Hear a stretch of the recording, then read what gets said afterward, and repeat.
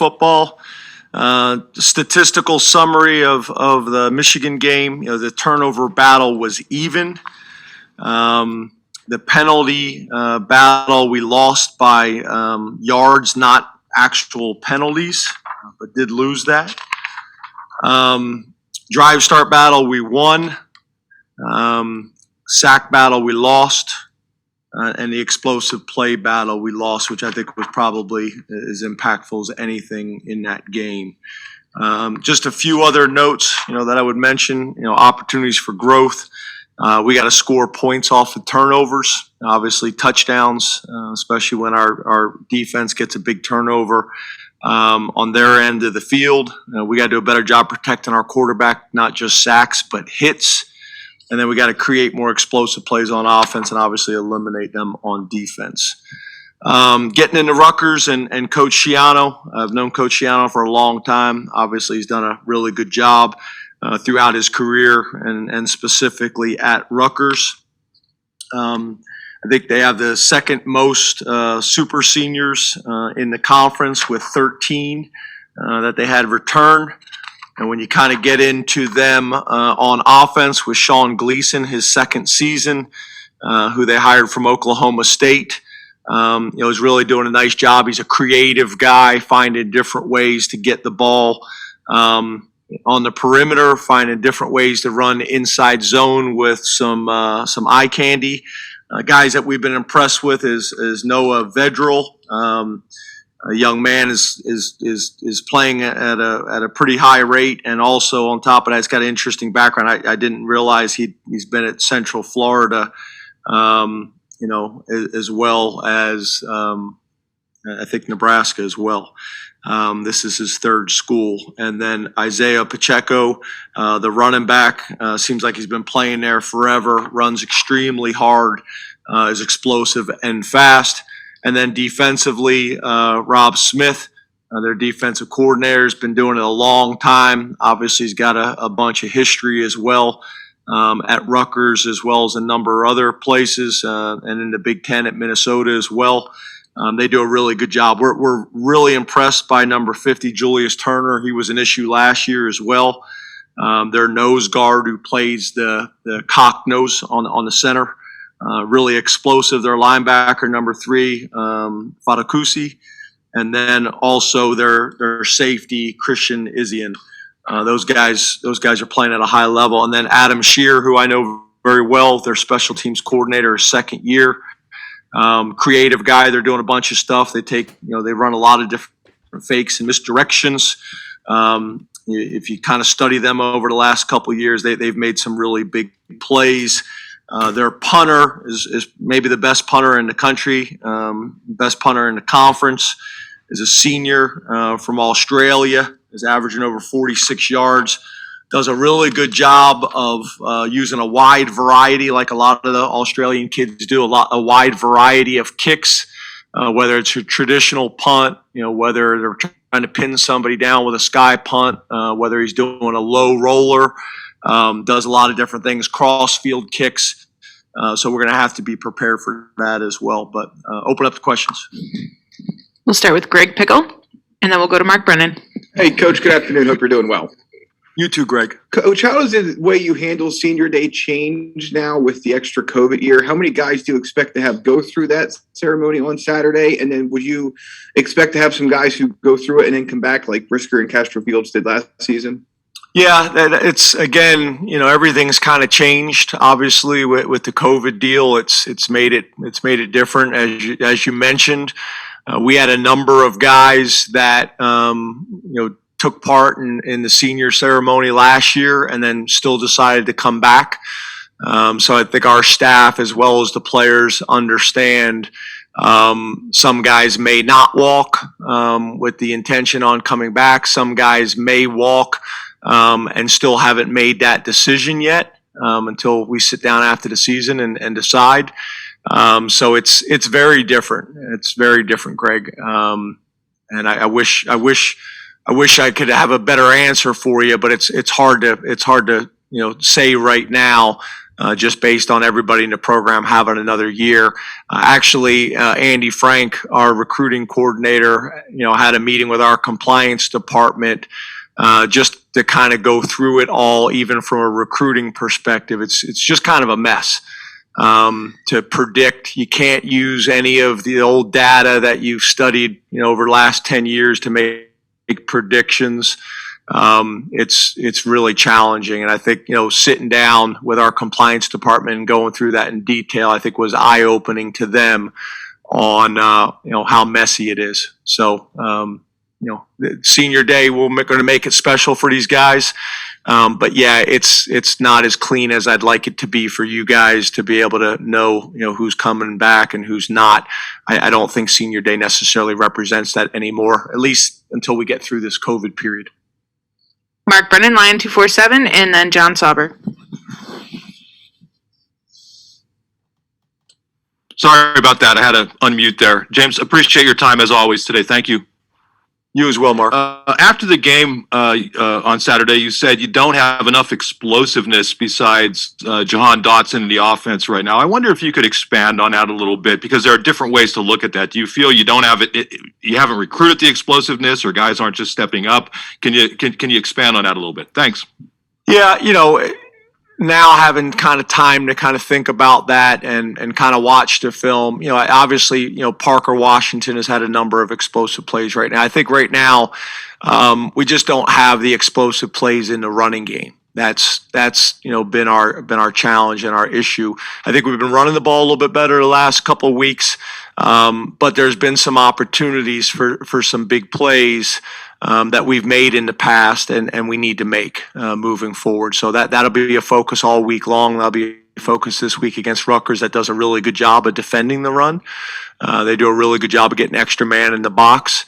But yeah, I think we've been fairly explosive in the passing game. We need to be more explosive in the running game and more explosive overall as an offense. John Sauber, Center Daily Times, then Rich Scarcella. James, when your defense is as far ahead of your offense as it is, does it add any extra pressure for it to be nearly perfect to earn a win any given week? On the defense? Yes. Yeah, I think obviously to your point, our defense is playing extremely well, and really has all season. Making big plays. Playing bend but don't break defense, and then getting really stingy in the red zone. The defensive staff, defensive guys have done a really good job. Yeah, and I think obviously, the more points you score, it takes some of that pressure off of the defense. There's no doubt about it. And as in normal seasons, you're going to have a year where the offense scores a bunch of points one week to win, and the defense has to hold them to almost nothing another week to win, and it kind of fluctuates kind of throughout the season. Obviously, when you're hitting on all cylinders, that both units on both sides of the ball are scoring a bunch of points and holding people to little. And we've shown flashes of it. We've shown flashes of it on offense and have moved the ball against some of the better defenses in college football statistically in our conference. So, but yeah, I think there's no doubt about it. I think the defense is doing everything they possibly can to put our team in the best position to be successful, and our offense is trying to do everything they possibly can to put our team in the best position to be successful. And the same thing on special teams. Rich Scarcella, Reading Eagle, then Audrey Snyder. Hi, James. How are you today? Good, Rich. How are you, man? I'm great, thanks. James, the offensive line and the running game have been issues all year, and you've started 4 guys pretty consistently on the offensive line. How close have you come to making changes there throughout the course of the season? And with 2 games left in the regular season, will Landon Tengwell see playing time? Is he ready to play yet? Yeah, we'd like to get Landon some experience these last couple games. There's no doubt about it. I think you guys have seen Effner has played. We'd like to get him some more experience as well. Olu's another guy that we're very high on and would like to get him some experiences. Some games we've planned on doing that, and an injury has not allowed us to do that. Whether it's with our starting five or whether it's with one of the backups that we plan to get in. But yeah, we'd love to be able to get those guys some experience, especially these last 3 games. Audrey Snyder, The Athletic, then Ben Jones. Hey, James. Hey, Audrey. Going off of Rich's question, because you guys have changed OCs and offensive line coaches more than you would have liked here, I mean, do you think that's part of maybe what's showing up this year with the line, that it's just kind of the meshing of everything? Yeah, I'm sitting here thinking about the number of O-line coaches. I think 3.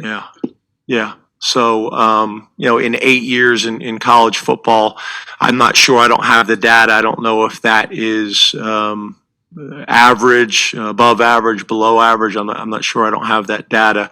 But yeah, we have got to be more physical in the running game. There's nobody that works harder at it than Coach Troutwine, all off season, all in season, the players as well. And again, I think at times we've done some pretty good things against some of the better defenses in college football. But we got to be better. I get it. I understand the questions. We got to be better. But I don't know if it is necessarily to the point you've made. I'd have to think about that a little bit more, but I know those guys are busting their tail to do a great job. We'll do that again this week and try to build on it. Ben Jones, StateCollege.com, then Corey Geiger. Unmuted. Hey, Ben. Hey, can you hear me good? Yes. All right. I was curious about punt return. You look nationally, almost half of the country has one or fewer punt returns of 20-plus yards. Has the point of punt return changed to just don't drop the ball, or is something about that just how you guys have schemed it up this year? Yeah, I think a couple things. I think if you look at what colleges do, when it comes to covering punts, when you essentially are not in the pro-style punt anymore, you're a spread punt formation, and you're getting gunners down the field, not just two. Bullets. You're getting not just 2 down the field, but a lot of times you're getting multiple guys with free releases running down the field in coverage. I think that's part of it. I think the punters in college football have gotten a lot better over the last 10 years. You look at obviously the number of Australians that are doing the different types of kicks, whether it's cross field kicks, whether the low rollers, that's been part of it. And I think guys are punting for hang time and trying to pin people into a third of the field, where in the old days you just saw people punt it down the middle of the field, and now you're giving one of the better athletes 53 and a third. So I think that's probably the biggest thing that I've noticed is that the punting in college has gotten a lot better. And I think people are doing, a much better job in what we're allowed to do within the college rules to cover kicks. I think that's as much as anything. And then obviously when you have a returner like Jahan Dotson, people are putting a major emphasis on hang time and punt location, for our week. So me and Coach Lord get together every Monday night and go through everything in great detail. I think you're right. More times than not, I'm watching people not have too many opportunities for returns. Corey Geiger, DK Pittsburgh Sports, then Craig Meyer. Good afternoon, James. Hey, Corey. James, have you personally felt distracted this season by some of the outside noise? And do you see maybe why some people on the outside might perceive that you've seemed more distracted at times? Yeah, I get it. We've been in the same situation before and have had really strong seasons. I think you're also in a situation, obviously, this year where we've lost some games that we had a chance to win, and our record looks a little bit different. So I get people are trying to connect the dots there. all the things that I'm able to control, I'm controlling. But I get it. I understand. I understand the business. I understand people's concerns. Again, I would just state, looking at my track record over my time here, 8 years, my actions, my behaviors. I think they've been pretty consistent really since I've been here. Craig Meyer, Pittsburgh Post-Gazette, then Mike Gross. Hey James, after Saturday's game, your Penn State teams are 2-13 against top 10 teams. That includes a 1-7 marking games in which you all were also ranked. I was wondering, what, if anything, are you not consistently seeing from your teams in those types of games, and what do you think can realistically or feasibly be done to kind of change things a bit? Yeah, it's everything, right? It's recruiting, it's development, it's scheme, it's strength and conditioning, it's nutrition. It's everything. We've done some really good things, but I also know, there's some things like you just mentioned that we got to get better, and that goes back to the point that I've made since I got here. Is I think this is the most competitive sport in college athletics, and you have to be willing to compete in everything year round. The margin of error is very, very small, and you have to be willing to commit. And it's not the Saturdays. The Saturdays are part of it, but you have to be willing to compete 365 days a year with what everybody's doing in 2021. Mike Gross, LNP News, then Frank Bodani. Good afternoon, James. How are you? Good, Mike. How are you? I'm good, thanks. Now that you're kind of getting close to the finish line of the season, and given what's happened the last few weeks, are you concerned that the guys are a little down, and that motivation could be an issue? I know about 1-0 this week and everything, but in the big picture of everything, it's hard to put all. I would think it's hard to put all of that out of your mind, and how do you kind of coach that? Yeah, I think first of all, you got to be aware of it, and I think to your point, Mike, which is fair. I think you got to be realistic. We're not robots, right? We have emotions and feelings and those things as well.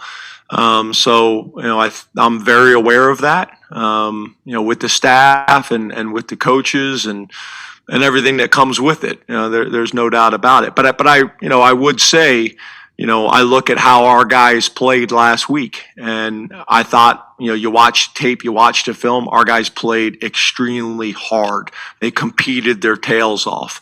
We had a chance to win the game, and that's been the case, week in and week out. And that's kind of what I'm looking for at practice. And that's what I'm looking for on Saturdays is how hard are we competing? How hard are we playing?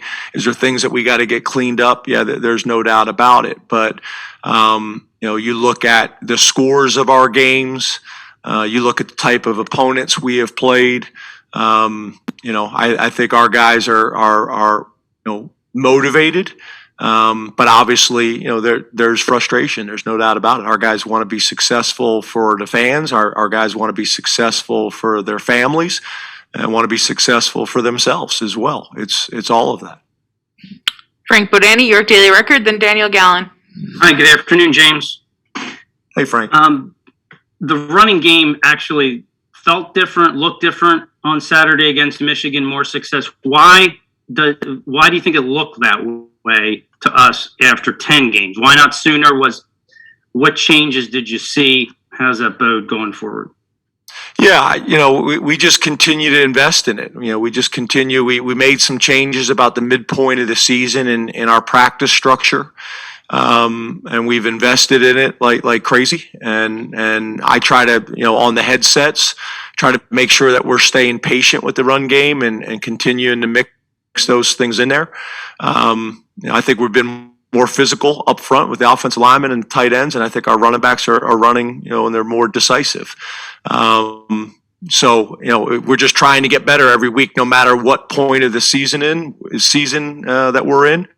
We're just trying to get better, and we're going to try to do that again on Saturday against a team that does a really good job of defending the run and prides themselves on it. Daniel Gallen, Penn Live, then Joe Giuliano. Good afternoon, James. Hey, Daniel.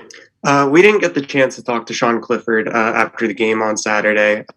Just from your perspective, how would you assess how he played against Michigan, and how did he come out of that game physically with some of the hits that he took? Yeah. I'm proud of Sean. Sean's a competitor. He's tough. He's given everything he can to this program and to this university and his teammates. But he was beat up. He's getting hit too many times. He had, I think, we had 5 hits besides the sacks. So, I'm proud of him. I actually literally just got done meeting with him about an hour ago, I guess it was. And he is battling his tail off, and I love him, and I'm super proud of him. And I know he's gonna have a great week of practice this week, and I know he'll do the same thing and play his tail off on Saturday. Joe Giuliano, Philadelphia Inquirer, then Nate Bauer. Hey, James. Hey, Joe. I wanted to ask you about AK. When were you first introduced to him, either by film or maybe recruiting or running into him somewhere? And what made you think that he was going to become the player he has become? Yeah, so I guess the first thing is obviously guys go into the portal, right? And you have people checking the portal and watching tape and seeing if he makes sense for us for what our needs are. So that's how it starts. And then you obviously reach out and make contact. We typically try to call the previous school and find out what's going on there and get their opinion, and they just spoke so highly of him. And then me and Coach Galt have known his high school coach for 20 years, I guess. And he really felt good about his fit and coming to us and playing for us. We felt really good about the recommendation that he gave. And then when you get a chance to get to know the kid and be around him, he's been awesome. Obviously he's made a huge impact for us on the defensive side of the ball. He's always got a smile on his face. He's had a great experience here. He's very close with the guys. The staff loves him. And then, obviously when he got here and we did the testing numbers right away, we were impressed. He's another guy that was a high school linebacker and was a linebacker when he first got to Temple. And that athleticism and that explosiveness that he has showed up right away in testing and in workouts. And he just, continued to grow within the program. Has got bigger and stronger, and has been a tremendous addition. And I'm super happy for him and his family, and proud of him. And he's been great. Nate Bauer, Blue Eight Illustrated, then John Petishnak. Hey, James, how are you? Good, Nate. How are you? Good. Hey, if you can reflect on through your career, how strong of a correlation is there between season-ending success and failure and how a team goes into the off-season, like how it approaches the winter months? Yeah, I think I'd have to go back and study the data, which you probably already have. But I think, I think obviously ending the season on a positive note with wins, whether it's the end of the season or bowl games or whatever it may be, I think that's obviously important going into the off season. I think there's also sometimes obviously when things don't go well, and that's motivation as well. Depending on who you open the season with next year, that's motivation as well. So, I don't know if there's one, specific way, to look at it, or one specific way that it plays out. I think it really depends on the personality of your team year to year. But obviously, whenever possible, You want to end on a positive note. You want to start on a positive note. You want to, in the middle, be on a positive note.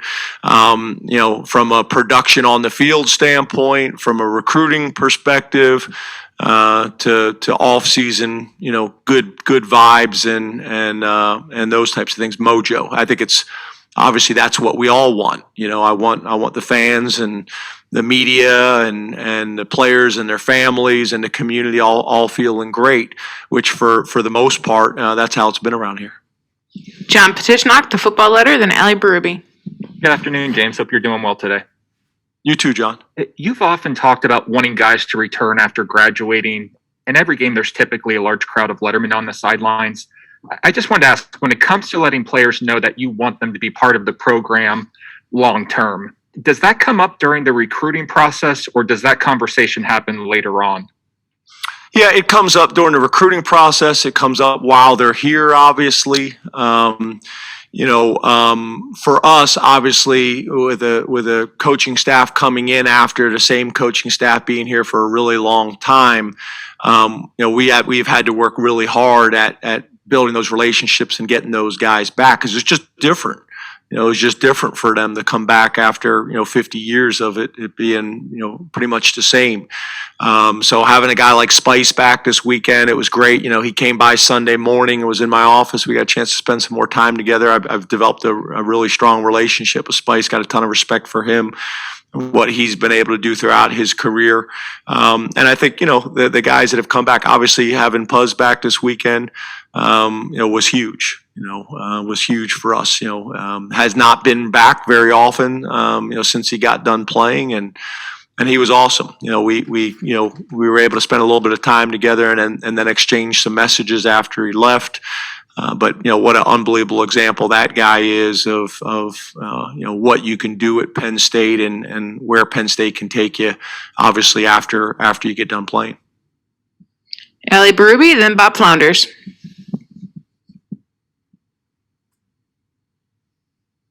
Oh, can you hear me? Yeah, I can hear you now, Ali. Oh, sorry. I don't know what happened. Coach, when you look back at these last 5 games, is this a team that's just that close to turning some of these into wins? Is it a team that needs some pieces this offseason to push you guys over the hump? Like, how do you look at this stretch? Yeah, I think it's a combination of both of the things that you said. We have played really good opponents close and had opportunities to win a few plays in either direction, and we have huge wins. And then obviously always you're trying to recruit and improve your roster and create as much competition as you possibly can to bring out the best in everybody. That's always the case year in and year out. But yeah, I think you're talking about a team that has been very, very close and had some significant battles and challenges to work through. So again, I'm proud of our guys and want to have a really good practice today and really good meetings today to give us the best chance to be successful on Saturday. 2 final questions. Bob Flounders, Penn Live, then David Eckert. Good afternoon, James. How are you? Good, Bob. You? I'm good. James, I know at the beginning of the year, even back in July at Big Ten Media Days, you were very excited about the potential of your tight end group and their depth and what they could do. After 10 games, have they met your expectations, and where would you like to see them improve? Yeah, I think probably a couple different things. I think, yes, I still feel the same way about the tight ends that I did in the beginning of the year.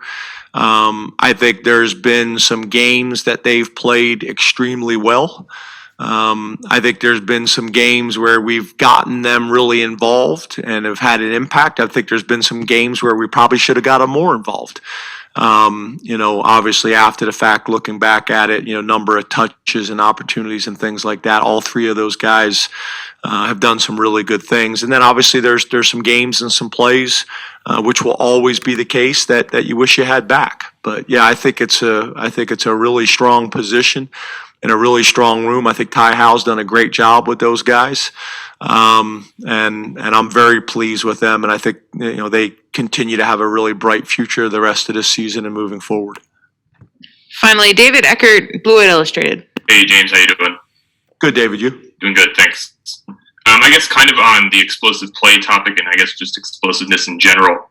Are there things that you can do in season from a practice or strength and conditioning perspective to help achieve that, or is that something that just kind of has to happen just based on off-season preparations? Thanks. Well, I think I don't think it's something like that you can become, more explosive, dramatically during the season as a specific athlete, but as an offense, obviously there's things that you can do to put people in conflict from scheme. There's the ability to strain on blocks to create a little bit more space in the hole to make the safety miss. It's doing a great job when you do get into the open field on the perimeter of making people miss or breaking tackles and creating the long runs. It's a combination of all those things, and we're going to continue to work at it, keep coaching those details, and find ways to be explosive come Saturday.